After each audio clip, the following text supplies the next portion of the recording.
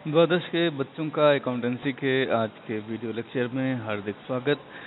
आज हम पढ़ने वाले हैं सहायक प्रतिभूति के रूप में ऋणपत्रों का निर्गमन, issue of debentures as collateral security.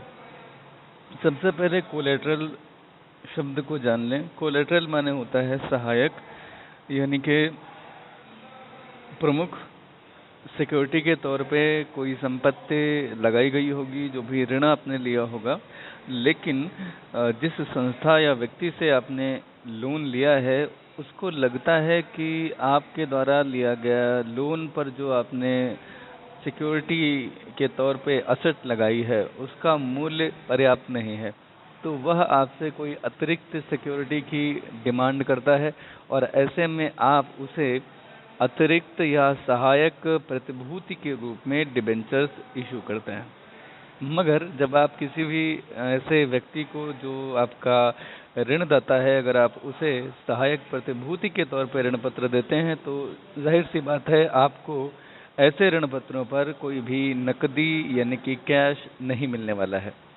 और जब नकदी नहीं मिलेगी तो जाहिर सी बात है आप bank account debit to debentures account जहां एंट्री करते थे वहां बैंक अकाउंट की जगह कोई दूसरा खाता डेबिट करेंगे, है ना। तो क्या करेंगे, कैसे करेंगे, आइए कोशिश करते हैं इस बात को जानने की। सबसे पहले जो बुक में दिया गया है क्विकली हम इसे एक बार इसकी रीडिंग कर लेते हैं। कई बार जब कंपनी बैंक से या अन्य किसी पक्षकार से ऋण लेती है तो ऋण की प्रतिभूति यानी कि सुरक्षा के रूप में मूल प्रतिभूति के अतिरिक्त ऋण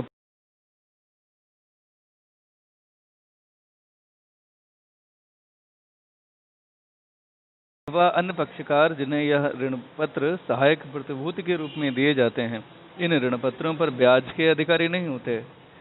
वह तो केवल अपने मूल ऋण पर ही ब्याज के अधिकारी होते हैं। ब्याज अथवा मूलधन के भुगतान में त्रुटि की दशा में ऋणदाता अपना संपूर्ण ऋण व ब्याज पहले तो मूल प्रतिभूति से वसूल करेगा, यानी कि मूल प्रतिभूति के विक्रय से वसूल की गई धनराशि से वसूल करेगा, और अगर कोई भी ऋण फिर भी अनपेड रह जाता है तो शेष ऋण जो यानी कि बचा हुआ ऋण है उसके भुगतान के लिए वह कंपनी का ऋण पत्रधारी बन जाता है। यानी कि जितना भी शेष ऋण रह जाएगा उसके लिए वो जो डिबेंचर्स हैं वह फुल प्लेज डिबेंचर्स बन जाएंगे और वह कंपनी का ऋण पत्रधारी बन जाएगा। कौन? ऋणदाता। तो यहाँ एक बात बीच में और आई थी कि ऐसे जो ऋण पत्र होते हैं इन पर कोई भी ब्याज नहीं दिया जाता। ये सबसे महत्वपूर्ण बात है, ठीक है। इन पर कोई भी ब्याज नहीं दिया जाता और नकदी भी नहीं मिलती है। अब लेखांकन की दो विधियां हैं जिन्हें जान लीजिए। पहली विधि यही है कि कोई प्रविष्टि ही ना की जाए। अब जब कोई प्रविष्टि ना करेंगे तो कुछ तो करेंगे ना, तो सबसे पहले एक प्रविष्टि करेंगे ऋण लेने की। जैसे आपने आपने एज अ कंपनी कहीं से ऋण लिया, बैंक से ऋण लिया सपोज, तो ऋण आपने लिया है, पैसा आ रहा होगा, bank account is to be debited and bank loan account is to be credited here. लेकिन कोई सेकेंड जनरल एंट्री नहीं होगी ऋण पत्रों के सहायक प्रतिभूति के रूप में निर्गमन करने के बावजूद। तो होगा क्या, कैसे इसे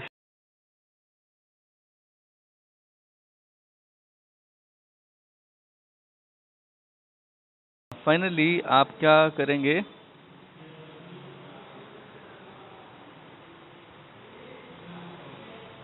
हाँ, आर्थिक चिट्ठा बनाने की स्थिति में आप वहाँ पे समता और दायित्व पक्ष होता है। उसमें बैंक ऋण के नीचे नोट के रूप में, बैंक ऋण तो आएगा कहाँ ये भी बताना होगा। बैंक ऋण जो आएगा वो लॉन्ग टर्म बोरोइंग्स के अंतर्गत आएगा और उसके अंतर्गत बैंक लोन लिखेंगे और उसके नोट के रूप में नीचे नोट के रूप में ये लिख दिया जाता है कि इस ऋण के लिए कंपनी ने सहायक प्रतिभूति के रूप में ऋण पत्र भी दिए हुए हैं। कितने ऋण पत्र और कितने वाले, ये लिखना होता है। अच्छा, ये तो रही प्रथम विधि की केवल जनरल में ऋण लेने की एंट्री की जाए और आर्थिक चिट्ठे में जहां पर आपने बैंक लोन लिया है वहां पर ब्रैकेट में ये बात मेंशन कर दी जाए कि इन पर सहायक प्रतिभूति के तौर पे ऋण पत्र भी निर्गमित किए गए हैं। दूसरी विधि ये होती है कि कंपनी ऋण लेने की प्रविष्टि तो करे, साथ ही साथ सहायक प्रतिभूति के तौर पे डिवेंचर देने की भी प्रविष्टि करे। अब ये क्या विधि होगी, जरा सा समझ लेते हैं। ये जो विधि होगी, इसमें जो एंट्री नंबर 2 आप देख सकते हैं वो क्या है। एंट्री नंबर 2 जो है वो ध्यान से सुन लीजिए। Debenture suspense account debit to debentures account.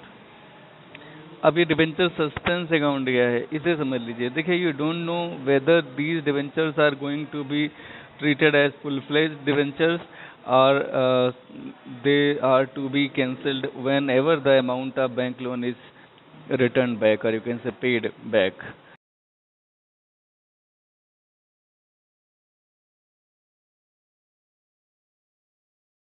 जो धनराशि है वो आप चुकता करेंगे, वैसे ही ये कैंसिल हो जाएंगे।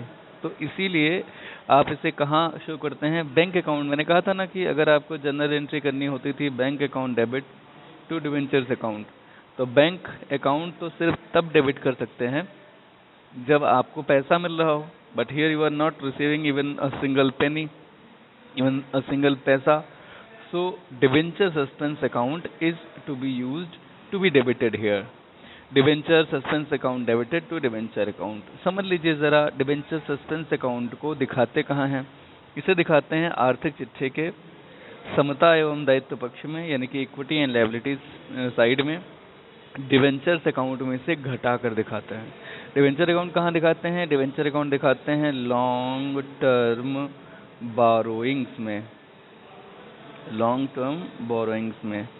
और वहाँ पे जब आप दिखाएंगे डिवेंचर्स, तो उसमें से ये डिवेंचर सस्पेंस अकाउंट घटा देंगे। ठीक है, चलिए एक उदाहरण नंबर 6 से समझते हैं, ज़्यादा बेहतर है।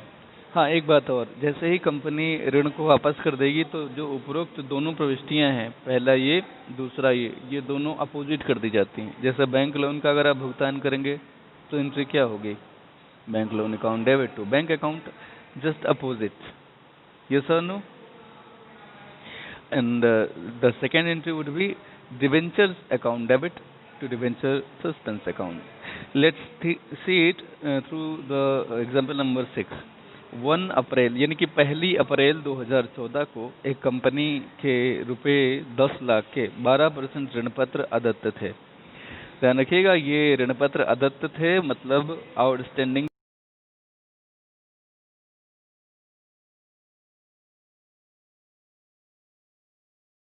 नहीं है। 1 अप्रैल 2014 को एक कंपनी के 10 लाख रुपए के 12% ऋण पत्र अदत्त थे, मतलब आपने ये ऋण लिया हुआ है डिबेंचर्स के तौर पे, आपको इनका भुगतान करना है। जिस चीज़ का भुगतान करना होता है, जिस दायित्व का भुगतान करना होता है, वह दायित्व ही अदत्त कहलाता है। तो ये डिबेंचर्स हैं जिनका आपको शोधन करना है। कब करना है ये नहीं पता, लेकिन करना है। ठीक है, तो ये फुल फ्लेज डिवेंचर्स हैं। वर्ष के दौरान कंपनी ने स्टेट बैंक ऑफ इंडिया से 2 लाख का एक ऋण भी लिया है। 10 लाख का तो एक ये ऋण था डिवेंचर के रूप में कंपनी के ऊपर, दूसरा 2 लाख का बैंक ऑफ इंडिया से ऋण लिया, स्टेट बैंक ऑफ इंडिया से, जिसके लिए कंपनी ने 2.5 लाख रुपए के ऋण पत्र बैंक के पास सहायक प्रतिभूति के रूप में रखे हैं। देखिए, जो सिक्योरिटी होती है वो हमेशा ऋण की मूल्य राशि से ज़्यादा होती है, और जो एक्सेस होता है जमानत का, या यूं कहें प्रतिभूति का, उसे मार्जिन कहा जाता है। और बैंक की जो मार्जिन पॉलिसी होती है वो हर बैंक की अलग अलग होती है। यहाँ अगर आप देखें तो ये मार्जिन पॉलिसी जो है वो 20% है। 2 लाख पर 2,50,000 की सिक्योरिटी ली जा रही है। तो मार्जिन मीन्स होता है कि जैसे आपने जो सहायक प्रतिभूति के तौर पे लगाई है उसका मूल्य कहीं घट जाए, तो ऐसा ना हो कि अगर इसका मूल्य घट जाता है मार्केट में, मान लिया इन डिबेंचर्स की वैल्यू घट जाए किसी कारण से, और वो घट करके बहुत घटेगी, तो कितना घटेगी, 2 लाख तो फिर भी रहेगी ना। ऐसा मान करके 2.5 लाख रुपए तक का सहायक प्रतिभूति ली जाती है 2 लाख के ऋण पर। खैर, आपको ये कहा जा रहा है क्वेश्चन में जनरल की प्रविष्टियां कीजिए अगर कोई करनी हो, और ये शब्द बहुत महत्वपूर्ण है, अगर कोई करनी हो। खैर, 31 मार्च 2015 का कंपनी के चिट्ठे में ऋण पत्र और बैंक ऋण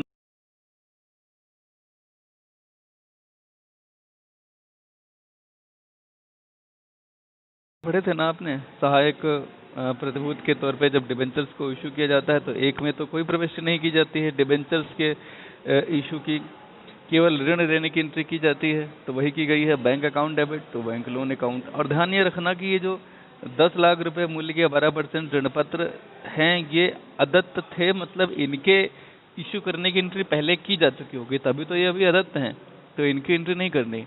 लेकिन ये आपको साफ साफ बताया जा रहा है कि लोन लिया गया है, तो लिया गया है तो एंट्री करनी पड़ेगी। तो bank account debited to bank loan account, loan taken for लगाना ये हमेशा भूल जाते हैं, आप हमेशा याद रखिए लगाना। For loan taken from the bank and ₹2,50,000 debentures deposited as collateral security. Now you can see the balance sheet is prepared there. Balance sheet as at 31st March 2015, because the date is given in the question. Particulars, equity and liabilities, non current liabilities। यहाँ पे equity and liabilities में ध्यान रखिएगा, यहाँ पे share holders fund के बाद non current liabilities then current liabilities, ये हेडिंग्स होती हैं। तो हमने यहाँ कोई कैपिटल का तो मेंशन नहीं, तो केवल हमें ये दिखाना है कि हम कहाँ कैसे दिखाएंगे बैंक लोन और डिबेंचर्स को। तो नॉन करंट लाइबिलिटीज हेडिंग के अंतर्गत लॉन्ग टर्म बोरोइंग्स आता है, और लॉन्ग टर्म बोरोइंग्स कितना है, 12 लाख का। पहले 31 मार्च 2014 तक आपके पास जो डिबेंचर्स थे वो 10 लाख के आउटस्टैंडिंग थे, तो यहाँ 10 लाख लिख दिया जाएगा। और इसे भी आप समझ लीजिए, क्योंकि दो कॉलम होते हैं, एक तो करंट ईयर का होता है और दूसरा प्रीवियस ईयर का होता है। Current year CY, previous year PY, ठीक है।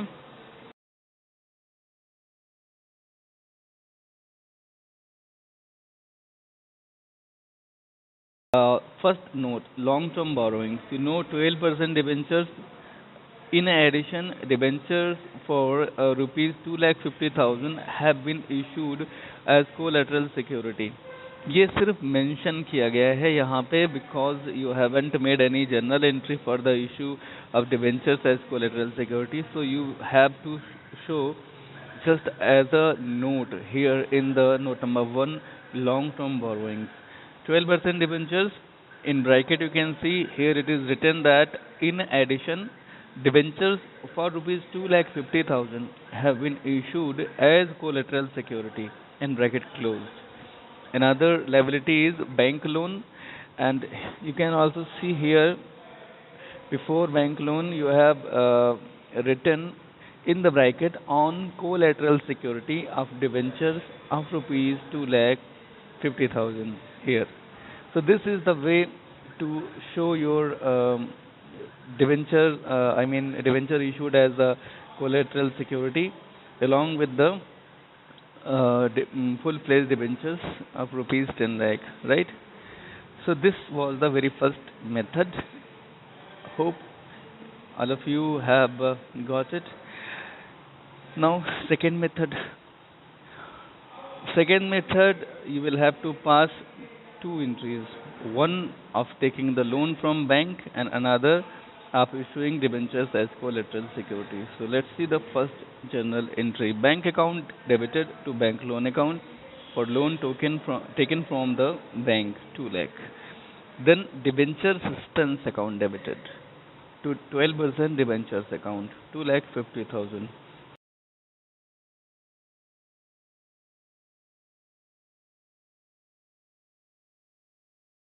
2 lakh from the bank, and this narration you will have to write. You cannot make any change in this. Okay, yes, you can make any change, but the content should be the same, right? Now balance sheet. अब balance sheet में आप यहाँ पे देख सकते हो कि इन्होंने एक गलती की है कि इन्होंने यहाँ प्रीवियस ईयर में 10 लाख नहीं लिखे। आप लिख दीजिए, ये मान लीजिए कि मैंने 10 लाख ही लिखे हैं। हाँ, 10 लाख ही हैं, राइट? ओके, और ये 10 लाख कहाँ आएंगे? प्रीवियस ईयर में। करंट ईयर में 12 लाख आएगा तो उतना ही, बस दिखाने का तरीका बदलेगा। 12% डिवेंचर्स यहाँ लिखे गए 10 लाख के नहीं, 10 लाख के तो थे ही, और प्लस 2 लाख के और हुए, 2,50,000 के, सॉरी, तो ये कितना हो जाएगा 12,50,000। मगर यहाँ पे डिवेंचर सस्पेंस अकाउंट भी था, तो आपने ये पढ़ा था कि अगर डिवेंचर सस्पेंस अकाउंट आपने डेबिट किया हो तो उसे लेस करते हैं डिवेंचर्स टोटल जो होते हैं उनमें से। तो देखिए लेस डिवेंचर सस्पेंस अकाउंट 2,50,000 किया गया है, और फाइनली बाहर कितना आएगा, 10 लाख ही आएगा। ठीक है, मुझे लगता है ये बात आप समझ गए होंगे।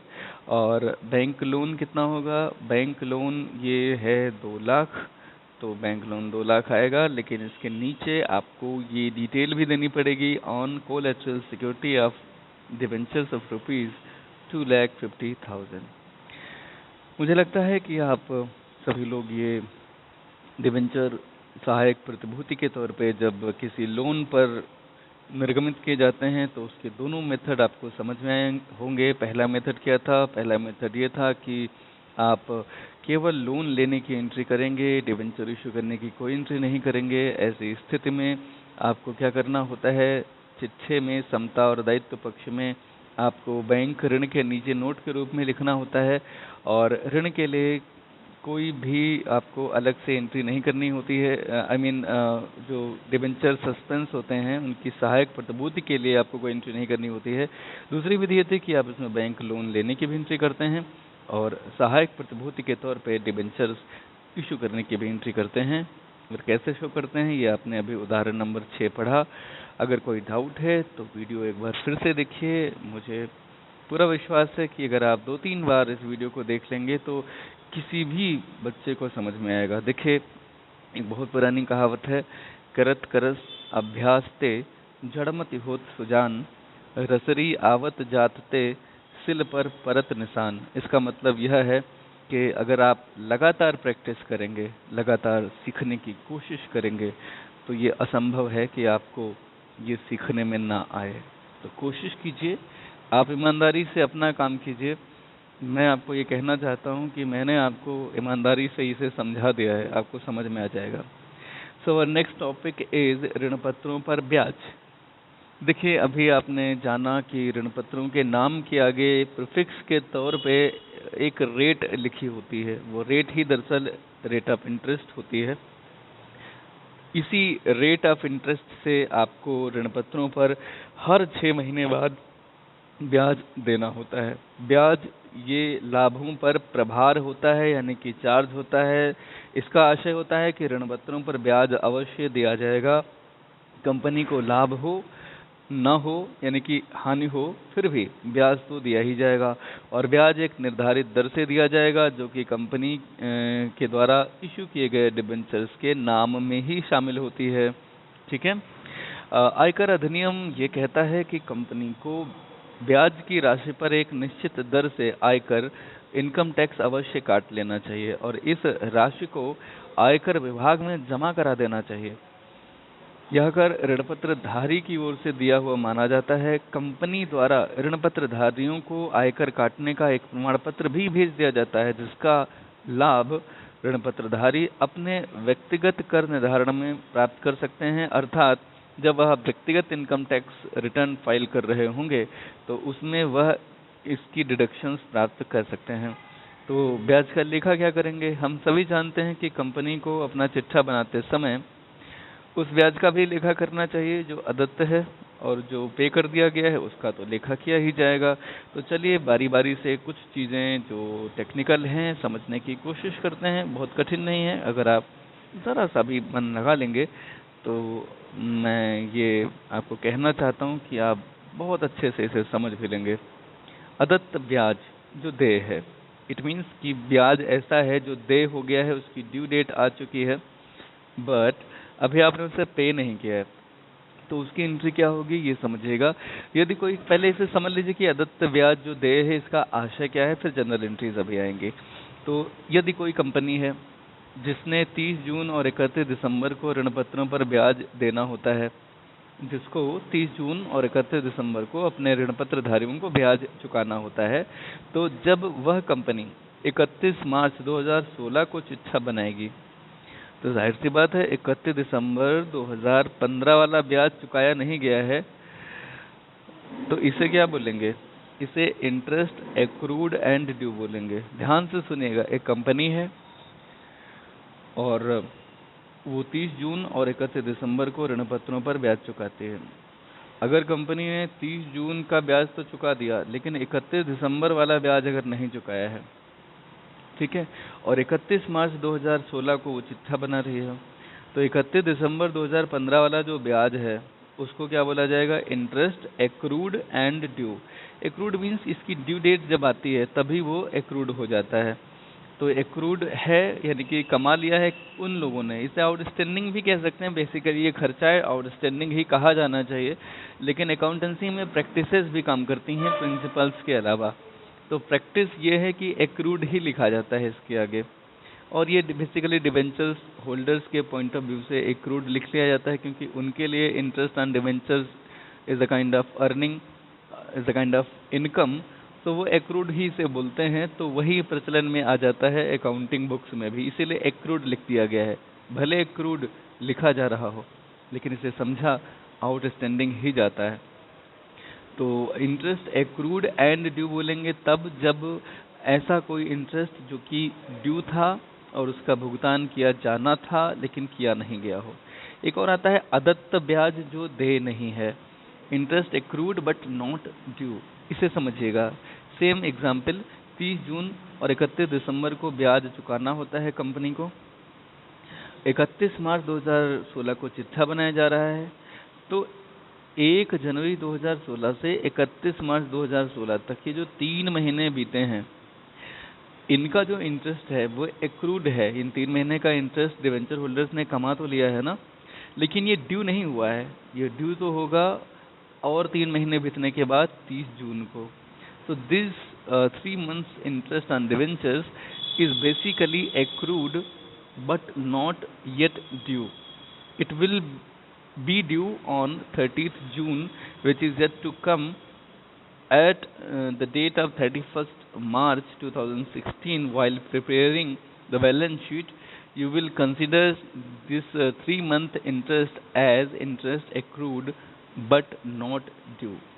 तो फिलहाल दोनों केसेस हैं, और पहले केस में आप जानिए when interest is due and tax is deducted at source, जब इंटरेस्ट ड्यू है और टैक्स आप डिडक्ट करते हो, अभी पे नहीं करा है तो उसकी अलग बात है, लेकिन ड्यू की एंट्री क्या होगी समझिएगा।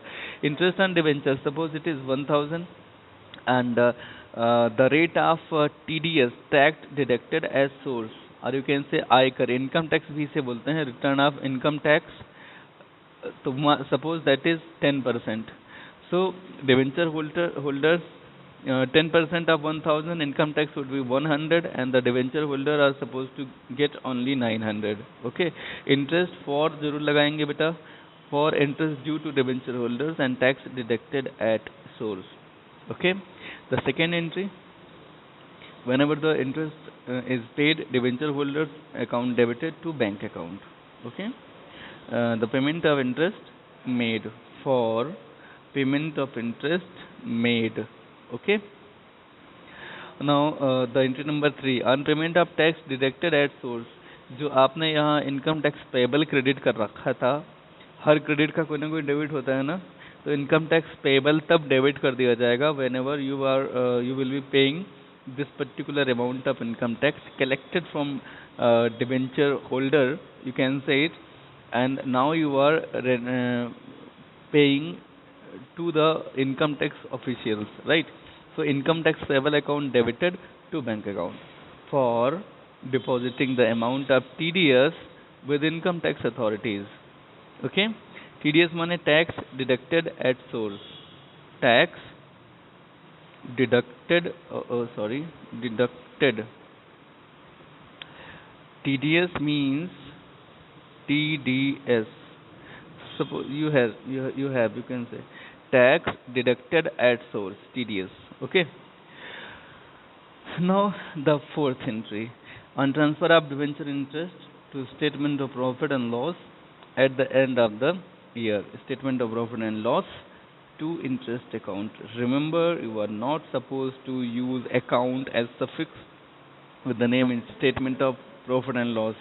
इसमें account नहीं लगेगा, बाद में मैं फिर से मेंशन कर दूं, ये नहीं लगेगा, because This is not an account, this is a statement. So statement of profit and loss debited to interest account. अगर इंटरेस्ट मेंशन कर रहे हो तो इंटरेस्ट रहेगा.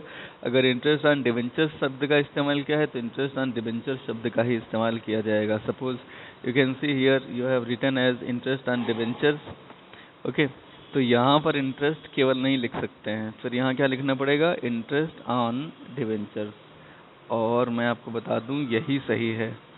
ठीक है, interest on debentures account. Okay, चलो उदाहरण नंबर 7 देखते हैं. चंद्रा लिमिटेड ने ₹100 प्रत्येक के मूल्य के 5,000 12% ऋण पत्र 1 अप्रैल 2014 को सम मूल्य पर निर्गमित किए, जो 5% प्रीमियम पर शोधनीय हैं, यानी कि 5% प्रीमियम पर जिनका भुगतान किया जाएगा, जिनका रिडेम्पशन किया जा सकेगा. ऋण पत्रों पर 6 माह के बाद ब्याज दिया जाता है और इसकी डेट है 30 सितंबर और 31 मार्च.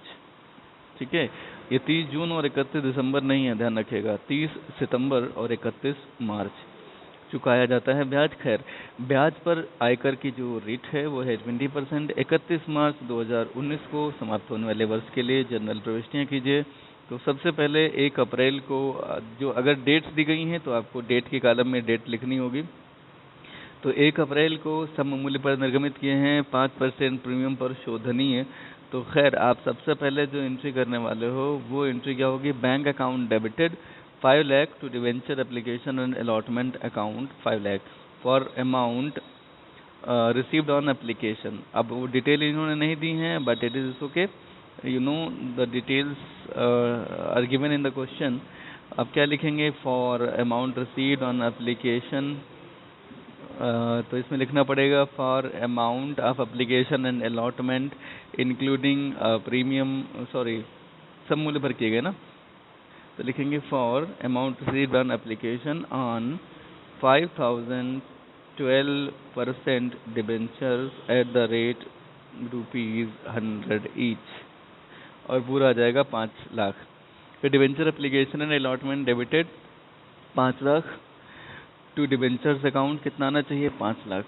भाई अभी अगर आप देखें कि डिबेंचर जो आपने सम पर इशू किए हैं, सम मूल्य पर इशू किए हैं, तो जितना आपने पाया था debenture application and allotment credit हुआ था कितने से, 5 लाख से. तो डिबेंचर एप्लीकेशन एंड अलॉटमेंट आपने डेबिट किया है 5 लाख से. इसे ट्रांसफ़र कहाँ कर देते हैं, 12% डिबेंचर अकाउंट में, वो तो कर दिया. लेकिन ये बाकी चीज़ें क्या हैं, loss on issue of debentures और premium on redemption of debenture account. बहुत ध्यान से सुनिएगा. जब कभी भी डिबेंचर्स को इशू करते हैं और उसमें ऐसी कोई सूचना हो जो 5% प्रीमियम पर शोधनीय है, तो ये सूचना आपकी इशू की एंट्री को भी प्रभावित करती है. डिबेंचर्स के केस में ये एक चीज़ एडिशनल है, ध्यान से सुनेंगे सारे बच्चे. 5% प्रीमियम पर शोधनी का मतलब है कि जब आप पैसा चुका रहे होंगे तो 5% एक्स्ट्रा देंगे. एक्स्ट्रा किसका, फेस वैल्यू का, यानी कि फेस प्राइस का, अंकित मूल्य का. अंकित मूल्य कितना है, 100 रुपये. यानी कि जब आप इसका भुगतान कर रहे होंगे, यानी कि ऋण पत्र का पैसा जब चुका रहे होंगे, तो आपको 5% एक्स्ट्रा देना पड़ेगा. तो अगर आपने लिए हैं 100 रुपये और देना आपको पड़े 5 रुपये एक्स्ट्रा, ब्याज तो आप दे ही रहे हो, तो ये 5% जो प्रीमियम होगा रिडेम्पशन पर, ये आपके लिए एक तरह की लॉस है ना. और ये अभी तय हो गया आज जब आप डिबेंचर को इशू कर रहे हो. तो at the time of issue of debentures you know it very well, because the term of the redemption is as 5% premium is to be paid out at the time of redemption. So now it is certain that you will incur a loss of 5%, right? So loss is determined at the time. अच्छा, loss का ये नियम होता है कि जब आपको ये कंफर्म हो जाए कि इट्स अ लॉस, और आप पता है आपको ये 5% जब आप अभी डिक्लेयर कर रहे हो कि हम एक्स्ट्रा देंगे, प्रीमियम देंगे रिडम्पशन के समय, तो ये आप इसलिए कर रहे हो because you need money today. क्योंकि डिबेंचर के इशू पर अगर आप ऐसी कोई कंडीशन नहीं रखोगे तो ये संभव है कि आपके डिबेंचर्स खरीदे ना जाएं, तभी तो आप एक्स्ट्रा देने के लिए तैयार हो ना.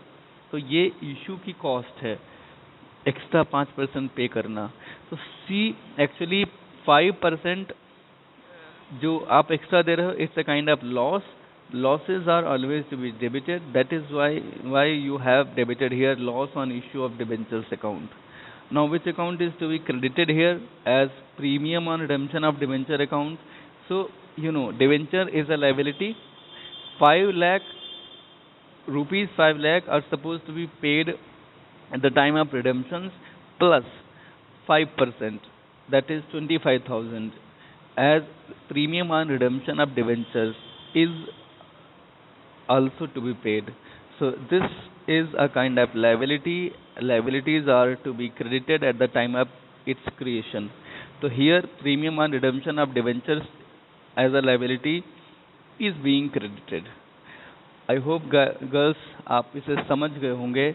Loss on issue of debentures है premium on redemption of debenture, यानी कि डिबेंचर्स के भुगतान पर दिया जाने वाला प्रीमियम एक तरह का लॉस है. That is why loss on issue of debenture account debit किया गया है. और premium on redemption of debenture account आज से 5 साल 10 साल बाद जब कभी भी डिबेंचर्स का भुगतान किया जाएगा तो 5% एक्स्ट्रा दिया जाएगा. ये भी एक तरह की लायबिलिटी है. तो एक बार मैं फिर से इसे कंक्लूड कर दूं. जब आप डिबेंचर्स को इशू करते हैं तो अनलाइक शेयर्स यहाँ पे डिबेंचर्स का रिडम्पशन भी करना होता है. शेयर्स तो रिडीम करने नहीं होते, ज़्यादातर इक्विटी शेयर्स होते हैं और वो कभी भी रिडीम नहीं होते कंपनी के जीवन काल में, लेकिन डिबेंचर्स होते हैं. और डिबेंचर्स का रिडम्पशन सममूल्य पर तो होता ही है, प्रीमियम पर भी हो सकता है. ध्यान में रखिएगा, डिबेंचर का रिडम्पशन कभी भी डिस्काउंट पर नहीं होता, क्योंकि ऐसा कोई मूर्ख ऋणदाता आपको नहीं मिलेगा जिससे आप कहो कि साहब आप हमें 100 रुपये दे दो और हम आपको आज से 10 साल बाद 90 रुपये लौटा देंगे. तो डिबेंचर्स का रिडम्पशन कभी भी डिस्काउंट पर प्रैक्टिकली नहीं होता, ठीक है, लेकिन प्रीमियम पर हो सकता है. क्योंकि अगर आपको आज पैसे की बहुत ज़रूरत है तो आप 100 रुपये लेकर के 10 साल बाद आप उसे हो सकता है 105 रुपये या 110 रुपये देने का वादा करें. ये जो 5% या 10% एक्स्ट्रा होता है इसे premium on redemption of debenture बोलते हैं. It's a kind of additional liability and liabilities are always to be credited. That is why you have credited in the second entry premium on redemption of debenture account with ₹25,000 which is 5% of 5 lakh the total amount of debentures, right. So it's a kind of loss. That's why you have debited loss on issued debentures account here. So first and second entry I think आप सभी लोग समझ गए होंगे. अब हम आगे बढ़ते हैं. 1 अप्रैल को तो आपने ये 2 एंट्रीज कर ली. उसके बाद में हमारी अगली जो ड्यू डेट आएगी इंटरेस्ट की वो होगी 30 सितंबर. तो 30 सितंबर को ड्यू का, इंटरेस्ट के ड्यू का लेखा करेंगे और वो क्या होगा, वो होगा just let me see, the rate of interest is 12%, right. So 12% अगर निकालेंगे 5 लाख का तो कितना होगा, कोई बताएगा?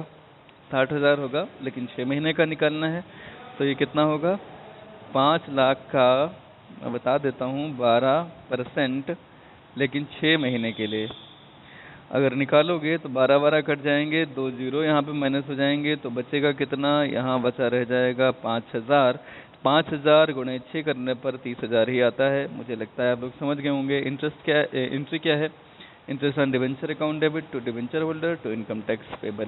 ये जो 30,000 है इसमें से 20% इनकम टैक्स पेबल में चला जाएगा. 30,000 का 20% 6,000 होता है और बची हुई धनराशि 24,000 मिलेगी डिबेंचर होल्डर को. Half yearly for half yearly interest due on debenture holder debentures and tax deducted at source.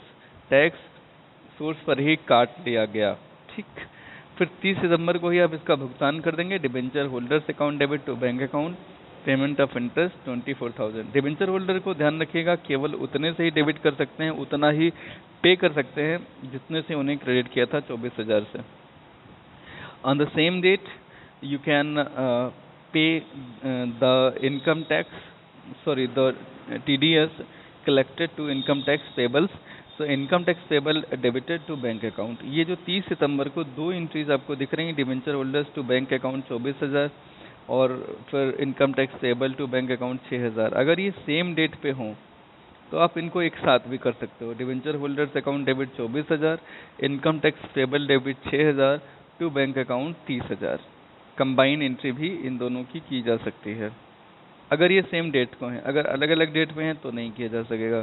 फिर 2019 में मार्च 31 को फिर से आप सेम इंक्रीज करेंगे तीनों income tax sorry interest on debenture 30,000 for 6 month, debenture holder to income tax payable 24,000 6,000 respectively.